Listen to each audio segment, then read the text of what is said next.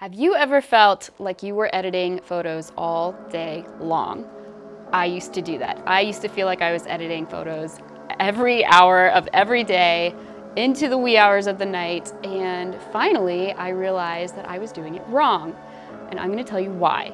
Early on in my career, I used to shoot weddings. I think a lot of photographers, especially in Florida, start out in weddings. Such great experience. You get to work with a ton of different people. You get to work with clients, the bride and groom. You get to work with all of their guests at the wedding, which in and of itself is a lot. You need to manage your assistant photographer, the editing workflow, everything. So today we're going to talk about just that editing workflow. So when you come back from a wedding, you've got hundreds and hundreds of photos in your gallery. And in the first year or two when I was in this industry, I took the liberty of editing every single photo in Photoshop individually.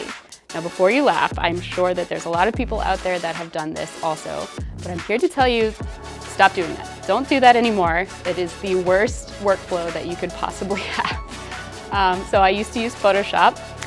Now Lightroom. It's as simple as that. You have to use Lightroom. Adobe Lightroom was specifically made for editing hundreds and hundreds of photos in a really quick period of time.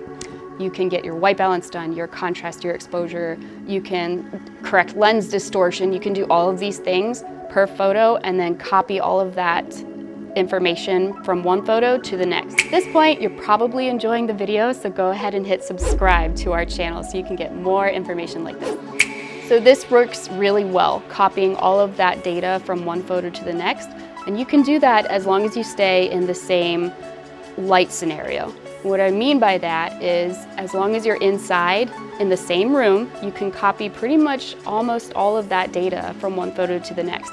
As soon as you take the bride and groom, for example, outside, of course you're going to have to re-edit for that different lighting situation. But for the most part, it's a really quick, really effective way to edit your photos so you're not bringing everything into Photoshop, you're not spending hours and hours and hours trying to export individual photos. At the end of your gallery, you can batch export everything. You can name it with the bride and groom's name. It's just the way to go if you're going to be editing hundreds of photos. It's very typical in a wedding to have anywhere from 1,000 to 2,000 photos if it's a really long day. And it's just not feasible to edit everything in Photoshop individually. So that was my biggest mistake in 10 years of photography and the first couple of years using only Photoshop to edit. Don't do that, learn from my mistakes, and let me know what you think in the comments.